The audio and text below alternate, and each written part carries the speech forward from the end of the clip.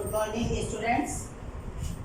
आज आपको आचार्य महावीर प्रसाद द्विवेदी द्वारा रचित महाकवि माघ का प्रभात वर्णन के आगे की व्याख्या समझाने जा रहे हैं। बच्चों ध्यान से व्याख्या समझ लें, उसके बाद व्याख्या लिख कर दिखाइए, तभी आप जो है ये स्पष्ट कर पाएंगे कि आपको व्याख्या कितनी समझ में आई, और हम उससे चेक भी करवा दीजिए। देखिए, उसके कल जहाँ तक पढ़ाया था उसके आगे से पढ़ा रहे हैं। अंधकार गया, रात गई। जब प्रातःकाल हुआ तो अंधकार चला गया। प्रातःकालीन संध्या भी हो गई। विपक्षी दल के एकदम ही पैर उखड़ गए। तब रास्ता साफ देख वासर विधाता भगवान भास्कर ने निकल जाने की तैयारी की। अंधकार व्यतीत हो गया क्योंकि सूर्य के सारथी ने अपने हाथ फैला लिए थे, और जिससे कि अंधकार के समाप्त होने का समय आ गया था। अंधकार व्यतीत हो गया, रात्रि की कालिमा व्यतीत हो गई, और विपक्षी दल अर्थात जो दिन के बैरी रात्रि थी, उसके पैर उखड़ गए थे, और भगवान भास्कर अर्थात सूर्य के निकलने का रास्ता साफ हो गया था। सभी बाधाएं समाप्त हो गई थी, क्योंकि सूर्य के सारथी ने पहले ही आकर अंधकार को नष्ट करना प्रारंभ कर दिया था। क्योंकि लेखक ने पहले ही बताया है कि जो महाप्रतापी राजा होता है, उसके सारथी भी उतने ही प्रतापवान होते हैं। तो सूर्य की किरणें जो फैली वो उस सूर्य के सारथी के रूप में सामने आई। कुलिश पाणी इंद्र की पूर्व दिशा में नए सोने के कमल, उनकी पीली पीली किरणों का समूह छा गया। हाथ में वो वज्र को धारण करने वाले इंद्र की पूर्व दिशा से, अर्थात सूर्य किधर से निकलता है? पूर्व से। पूर्व दिशा से सुनहली किरणें समस्त भूमंडल में छाने लगी। उनके इस प्रकार आविर्भाव से एक अजीब ही दृश्य दिखाई दिया। आपने बड़वा नल का नाम सुना होगा। वह एक प्रकार की आग है जो समुद्र के जल को जलाया करती है। अब बड़वा नल अग्नि का नाम सुना होगा। ये समुद्र के जल में लगती है और जल को जलाती है, तभी जो है वो समुद्र का पानी जो है वाष्प बन के आता है, तो क्या है, जलाया करती।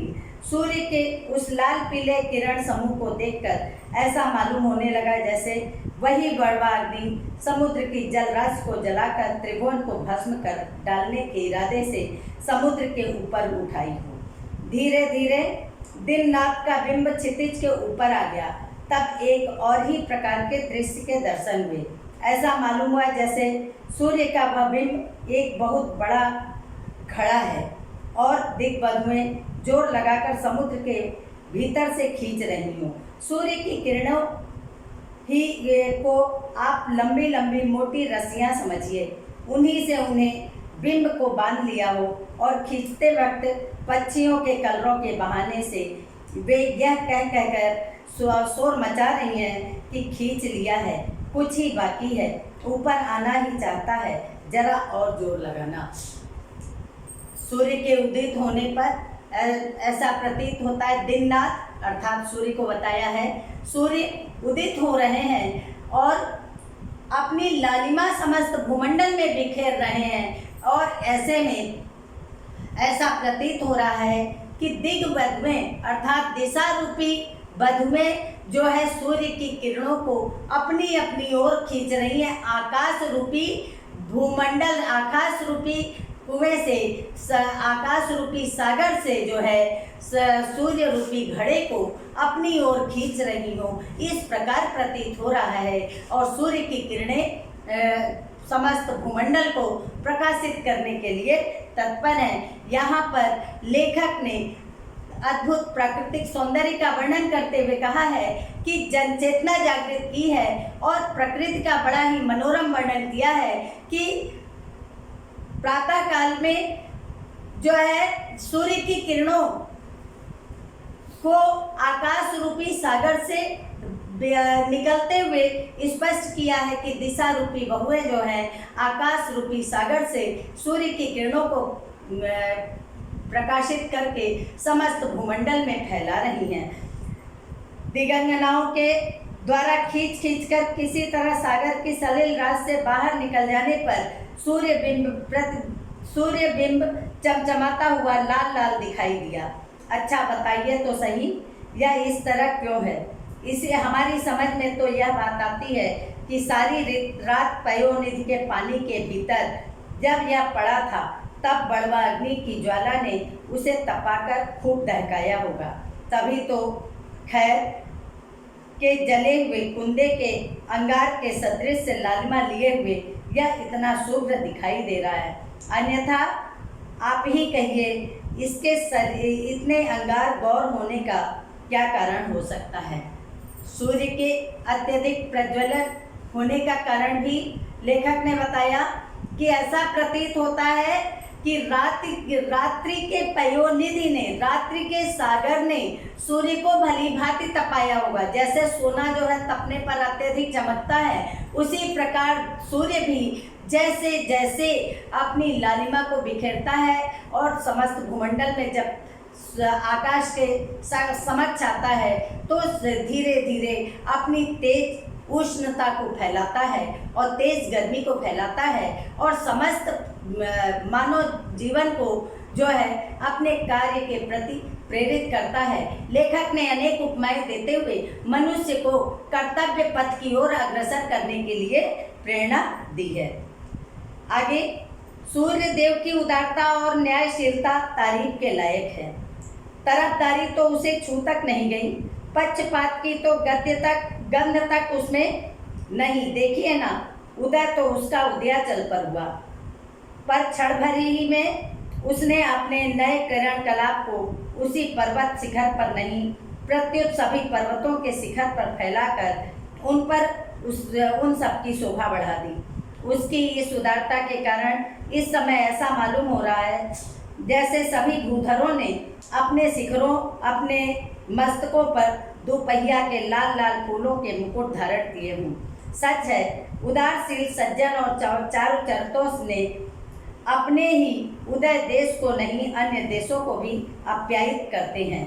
यहाँ पर सूर्य के प्रकाश का सज्जन व्यक्तियों से उदाहरण लिया है। लेखक ने कहा है कि सूर्य उदित होता है, उदयाचल पर उदित होता है, तो ये नहीं कि केवल उदयाचल को ही प्रकाशित करे, वो उदयाचल पर पूर्ण रूप से प्रकाशित होता हुआ अनेक पर्वतों को, अनेक नदियों को, सबको प्रकाशित करता है और सब में नवचेतना जागृत करता है।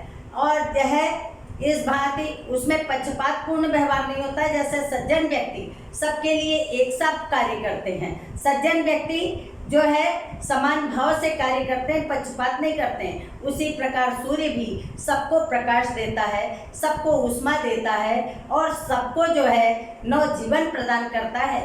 तो सूर्य जो है व्यक्तियों को सूर्य उदित होने के कारण नव जागरण की चेतना भी देता है।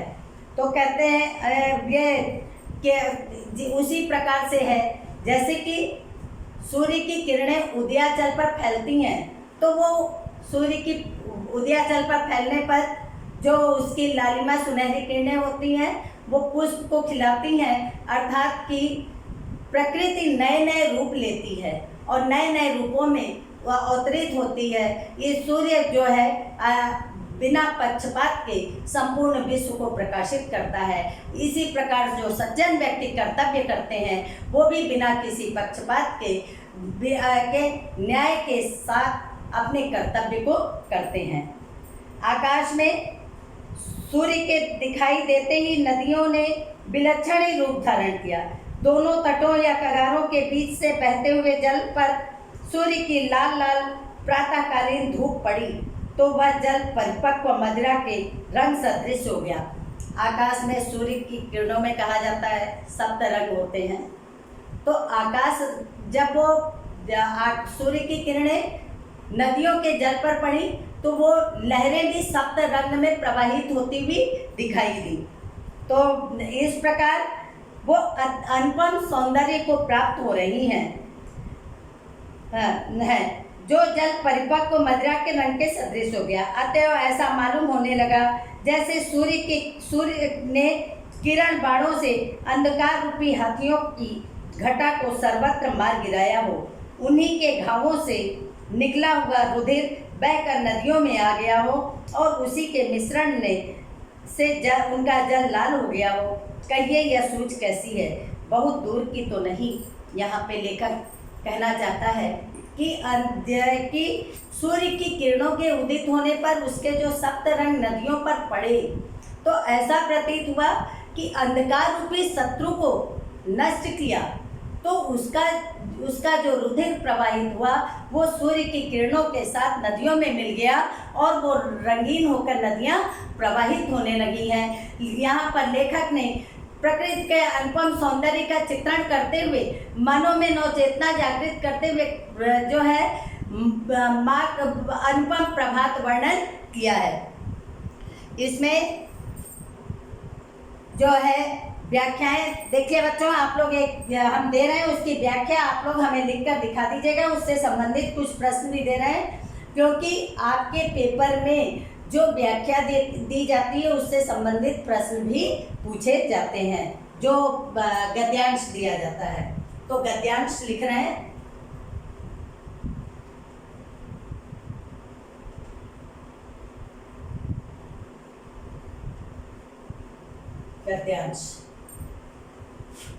गद्यांश में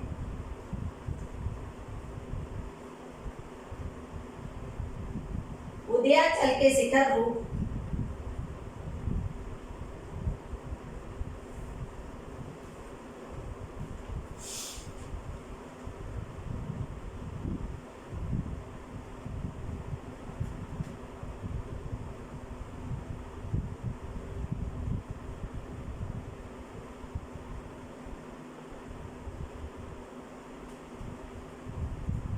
आंगन में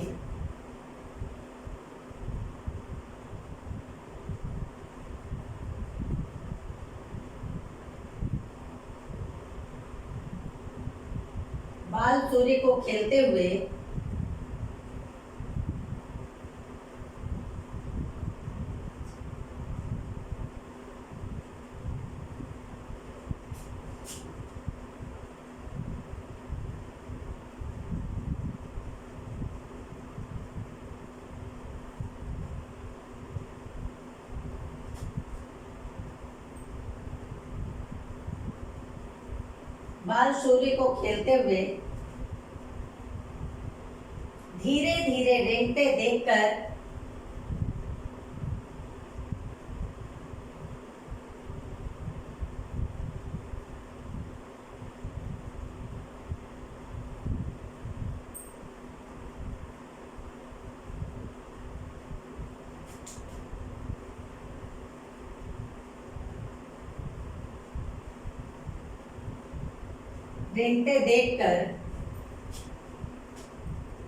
पत्नियों को बड़ा प्रमोद हुआ। पद्मिनी किसे कहा जाता है? कमल को। पत्नियों को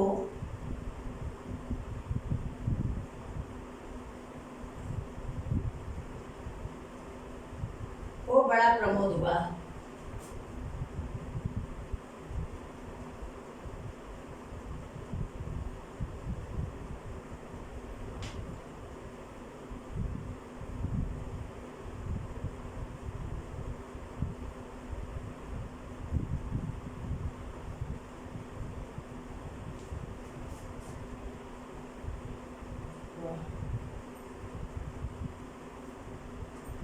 सुंदर बालक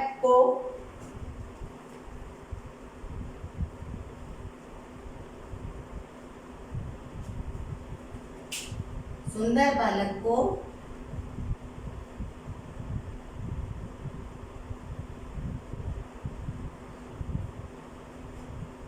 आंगन में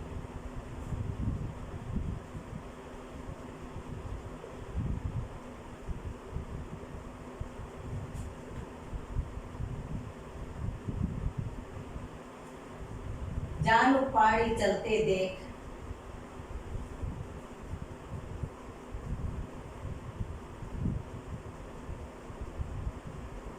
जानुपाड़ी का मतलब क्या है बच्चों?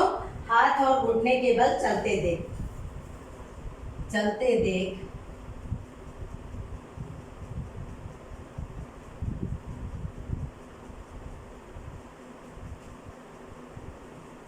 स्त्रियों का प्रसन्न होना स्वाभाविक ही है।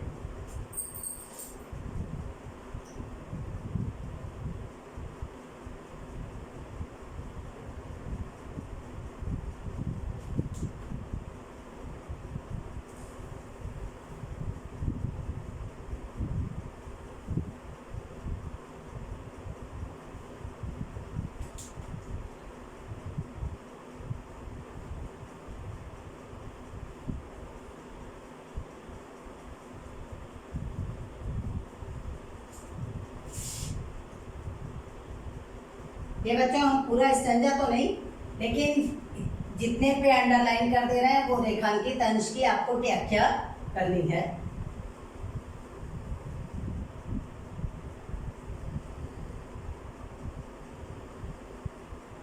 यहाँ तक है। उदयाचल के शिखर रूप आंगन में बाल सूर्य को खेलते हुए धीरे धीरे रेंगते देखकर पद्मिनियों को बड़ा प्रमोद हुआ। आज इससे संबंधित प्रश्न भी दे रहे हैं हम बच्चों। ये आ गया होगा आप लोगों ने, देख लीजिएगा आप लोग।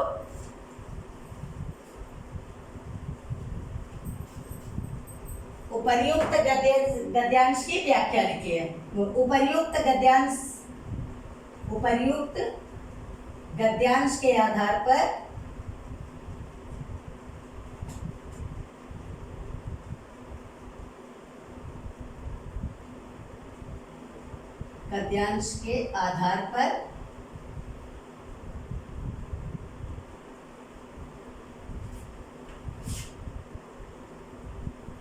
निम्नलिखित प्रश्नों के उत्तर दीजिए।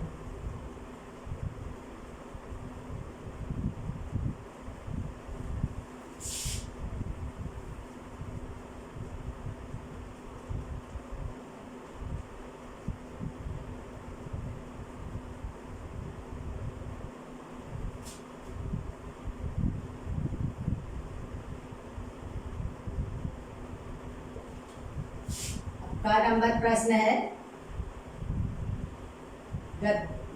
गद्यांश के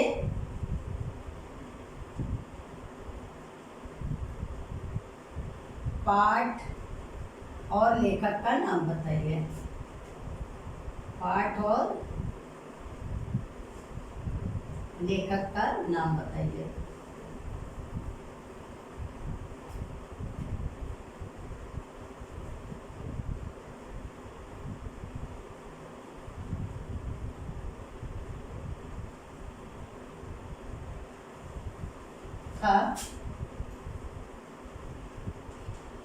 में रेखांकित अंश की व्याख्या कीजिए।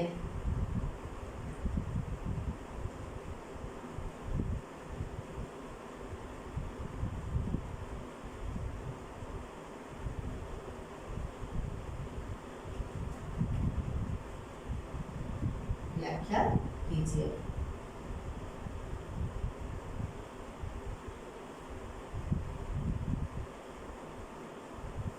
गा है, गा में है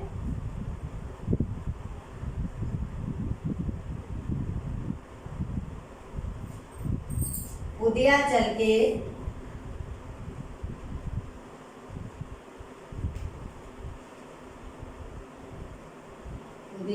के शिखर रूप आंगन में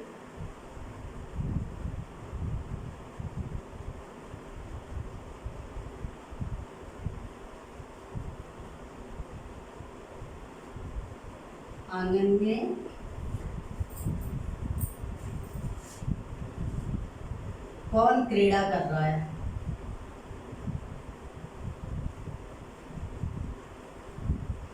क्रीड़ा कर रहा है।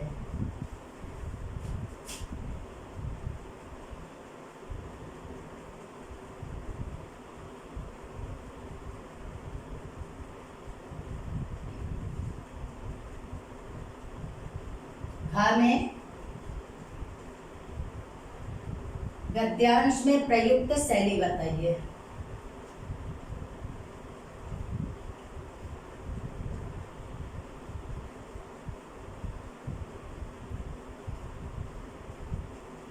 शैली बताइए।